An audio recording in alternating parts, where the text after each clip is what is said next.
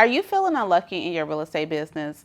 Like, you know for sure that you have been called to help people with the super important decision of buying and selling a home, but for some reason, it is just not working out for you.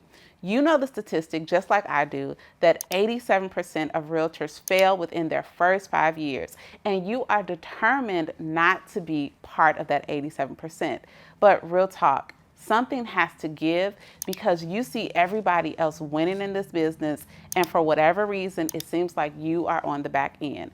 Well, today we are going to get down to the nitty-gritty of it, and I'm going to share with you 2 reasons why I think that you are probably feeling unlucky in this real estate game. And my hope is that after you listen to this podcast, or if you're watching me on YouTube, you will have just some new insight on where you can improve your business and actually gain the luck that you're hoping to achieve.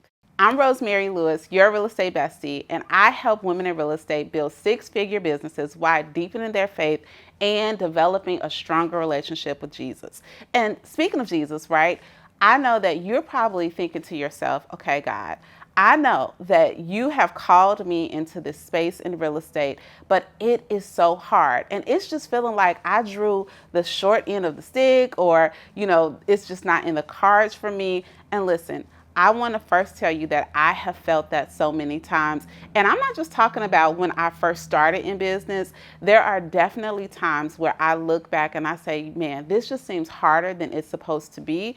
And then you add in, I know we're not supposed to be looking around and seeing what everybody else is doing, but you add in the fact that when you open up Instagram or you look on social media, or heck, you even ride down your street and you see for sale signs that aren't yours, it's like, okay, what am I doing wrong? What do I need to do differently?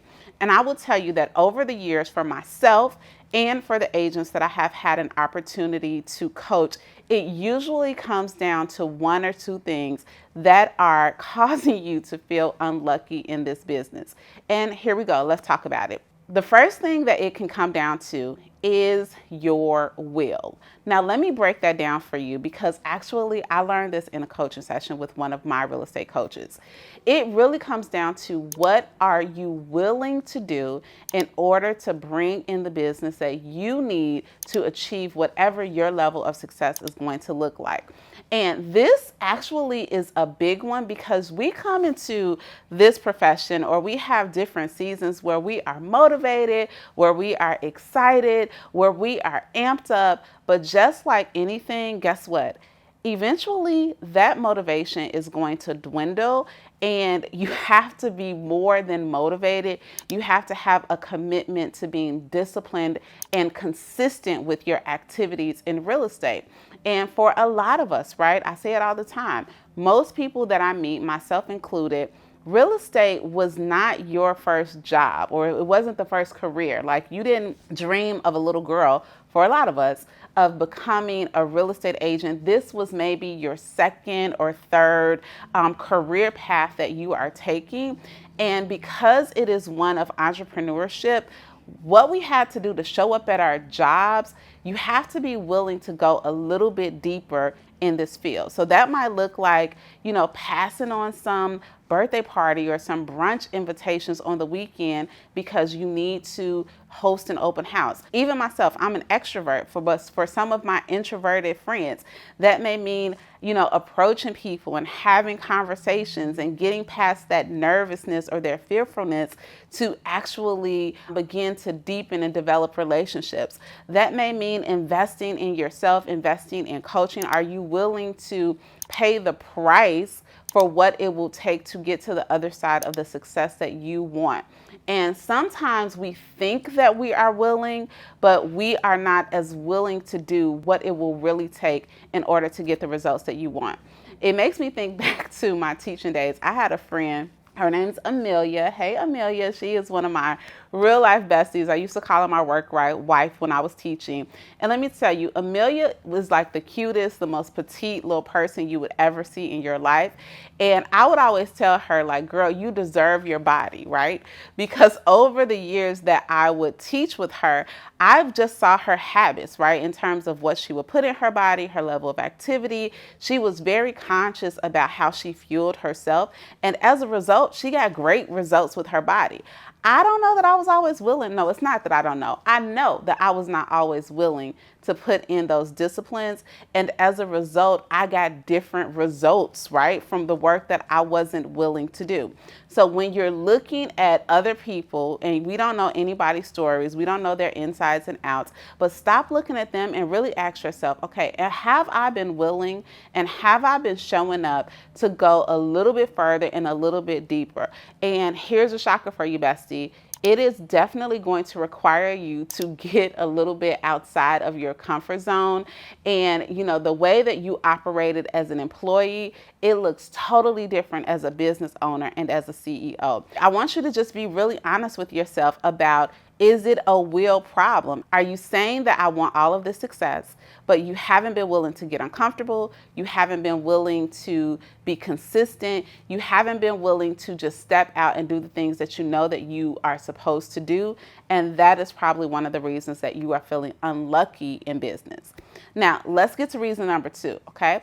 Because I know that there's somebody that's like, Rosemary, I am willing, okay? I'm tired, I'm burnt out, I am hosting the open houses, I'm having the conversations, I'm meeting the people, but I keep falling on my face and I am discouraged and I'm frustrated. And I'm frustrated at myself, I'm frustrated at God, I'm frustrated at the market, and I am just ready to throw the towel in. So first of all, Bestie, I'm going to say, bring it down a little bit, okay? I empathize with you. I know exactly what that feels like. So for you all who you know that you are willing, maybe it is skill that is holding you back. And I know, right, on Instagram, on HGTV, it just seems like this business should be easier than it is. It should be easier to understand contracts. It should be easier to understand market. It should be easier to have these conversations and to actually take a conversation and convert it so that this person can become a client. But guess what? With the right training and with the right support, you will be able to do that. And I don't want you to be frustrated if you just don't know right off the gate. And I get it. Again, you probably were the bomb.com at your previous position, right? You probably knew it frontwards and backwards, and you were not a novice. You are used to being excellent.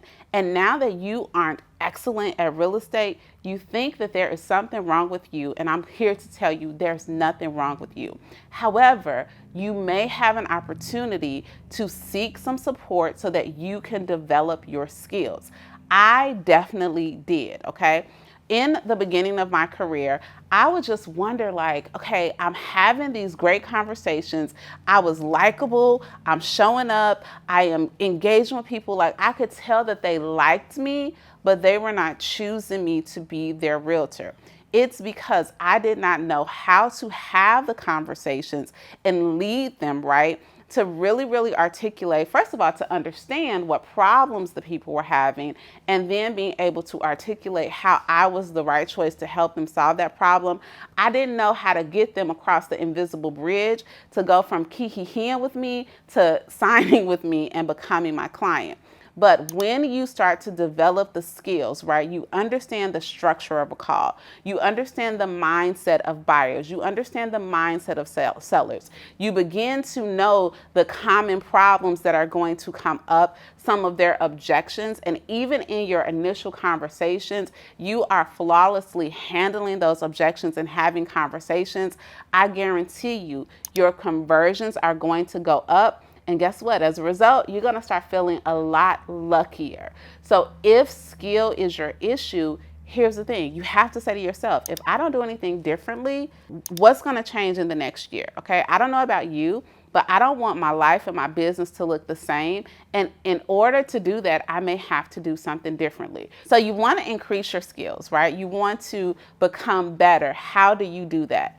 I'm going to tell you that, in my opinion, what has worked for me to fast track my way to success in real estate, and honestly in anything that I've worked on and wanted to get better at, it was finding the right coach and the right mentor to come alongside me, someone who has done what I am looking to do, and having them guide me through the process.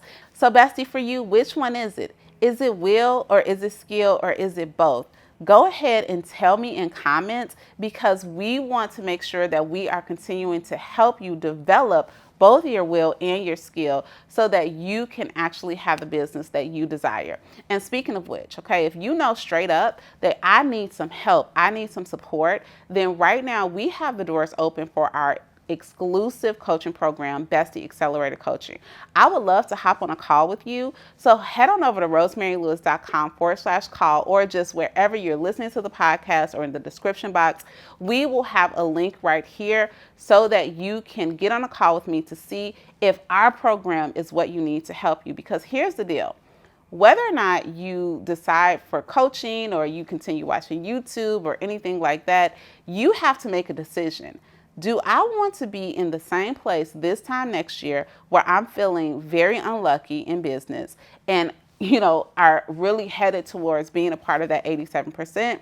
Or are you saying, okay, self, what do I have to do so that I can truly, truly see a difference in my business and see a difference in my life within the next year? It's definitely going to require a shift from you, no matter what you decide to do. And if you're interested in having a conversation with me, I love to hop on a call with you. But either way, what I want you to do is I want you to come up with a plan on what you are going to do differently to increase your will and increase your skills so that you can find the luck that you deserve in this business.